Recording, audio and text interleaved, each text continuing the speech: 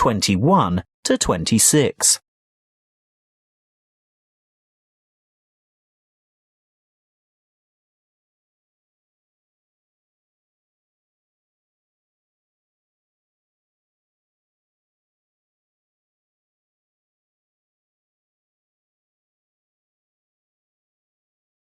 Listen carefully and answer questions 21 to 26.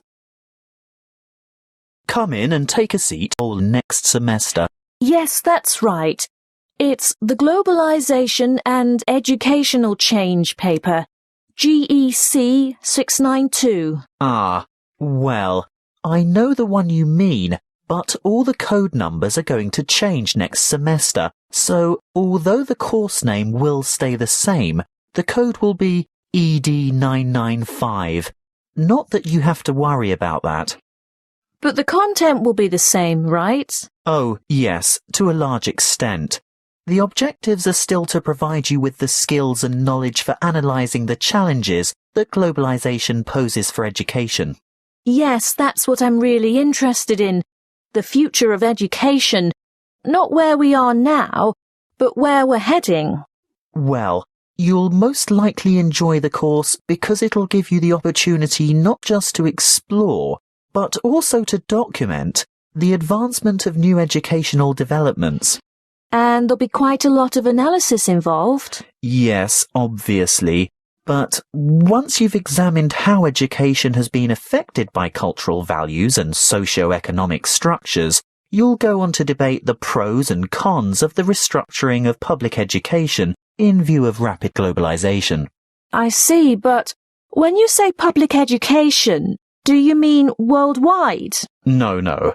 That would be far too large an undertaking for just one paper. You'd probably choose to work with the education system within your own state or country. Sounds interesting, but isn't it a bit restrictive? Not at all. From there, you'd move on to explore the impact of internationalization on curriculum diversity in both developing and developed countries. Have you had a chance to look at the assessment criteria yet? Actually, I have. And it makes me a bit nervous just thinking about it. Why's that? Well, I see that the first assignment starts with an illustrated PowerPoint presentation to the rest of the class. I've never done one before. No need to worry. You can get help with that. Anyway, this presentation isn't graded. It's what we call a formative assessment. The feedback you get will help you to finalise the written review. That's a review of those academic articles in the first part of the reading list, right? Yes, but you only have to choose 5 of them. That first assignment is worth 30%. And the second assignment? There are 2 parts to that also, and both are graded. 20 marks will go towards your participation in a seminar, and then there's a 5,000-word essay, which will be graded out of 50. Thanks. Before you hear the rest of the conversation, you have some time to look at questions 27 to 30.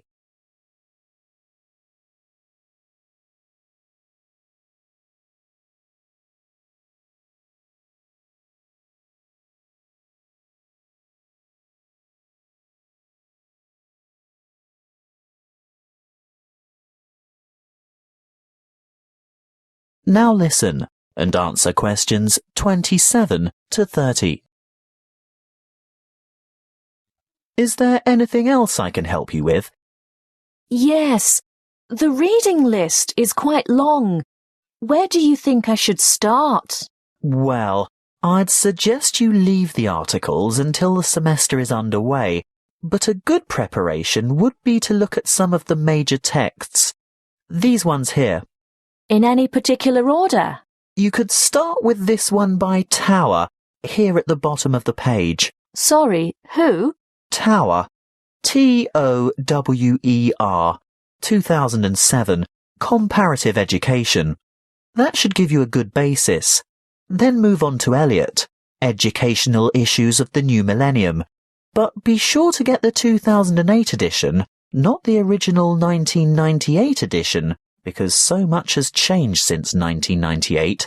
The new edition has extensive revisions and a lot of new material. OK, so that's Tower first, then Eliot.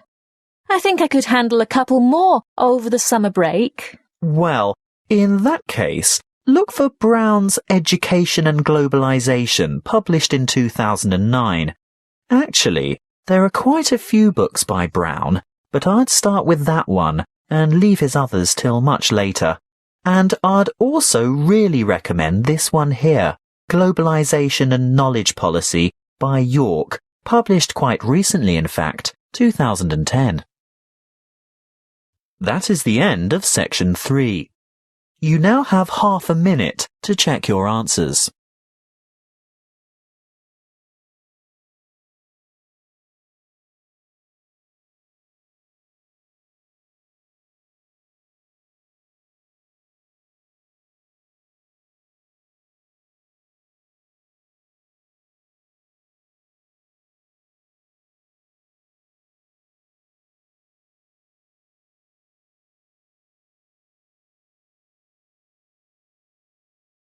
Now turn to section 4. Section 4. You will hear a lecture on immunity and immunization. First, you have some time to look at questions 31 to 40.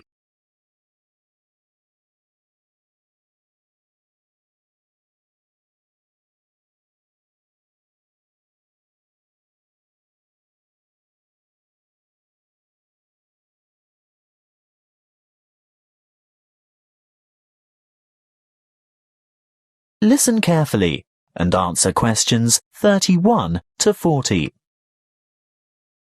Good afternoon, and thank you for your warm welcome. This will be the first talk in a series of 5 on health interventions, protection and prevention. Could I start by asking for a show of hands? How many of you have had a flu vaccination at the beginning of winter? I thought so. You young ones always think you're indestructible. Well, as you are no doubt aware, disease-spreading germs or pathogens are everywhere. On a daily basis, the human body has to ward off attacks by various harmful bacteria and viruses. A healthy body has a good defense system against many of these germs, but the defense only operates well against microorganisms that it has already encountered, in which case it is said to be immune.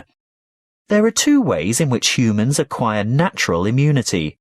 Actively, when a person has first suffered and then recovered from an illness, and passively, when ready-made protection is transferred into the body, for example, from the maternal blood via the umbilical cord to an unborn child, or through breast milk. Now, artificially acquired immunity can help the body to fight disease, so we can use active immunization as a preventative measure. This is when a person is vaccinated against an illness by injection or oral ingestion of a tiny amount of weakened or inactive germs, not enough to actually cause him or her to contract the illness, but sufficient for the body's defense system to recognize and respond to the threat by forming antibodies. Intervention using passive immunization, on the other hand, is a method of curing an illness after it is too late for prevention. It is less effective than active immunization and takes longer to work. It is used when the body has already been invaded by bacteria and the person is ill. In this case, there is no time for the body to make antibodies of its own, so proteins, usually taken from the blood of animals, are injected to equip the patient with the essential antibodies to combat the particular illness. Let's have a quick look at a bit of history. The discovery of vaccination to boost the body's immune system by making it sensitive to particular disease-causing bacteria was made by an 18th century English doctor called Edward Jenner.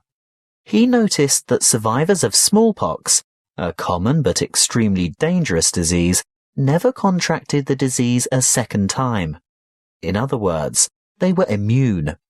He studied a similar disease in cows called cowpox and realized that people in contact with the infected cows became ill with symptoms resembling smallpox. However, this disease was quite mild by comparison, and those who contracted cowpox were then immune to smallpox. He conducted an experiment by injecting a child with a small amount of pus taken from a cowpox pustule. The child subsequently became ill, but soon recovered. Later, he injected the child with pus from a smallpox pustule, and the child did not get sick. He had developed immunity to the more dangerous disease. The antibodies produced to fight the cowpox bacteria had been able to fight off the smallpox bacteria. What are antibodies?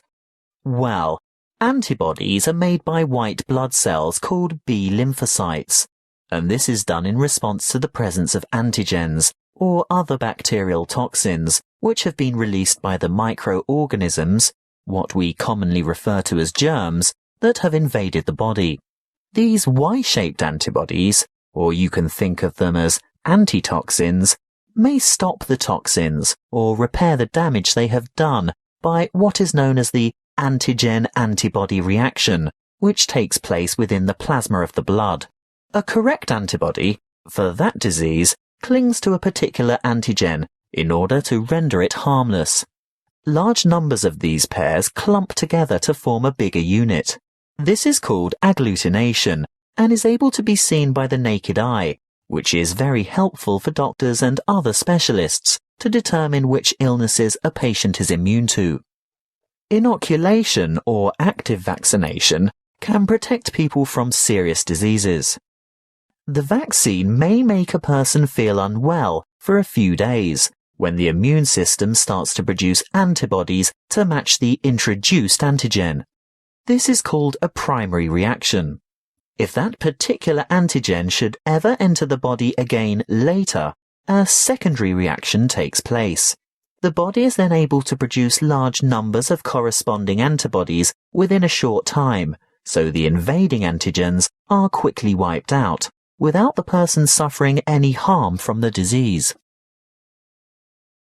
That is the end of section 4. You now have half a minute to check your answers.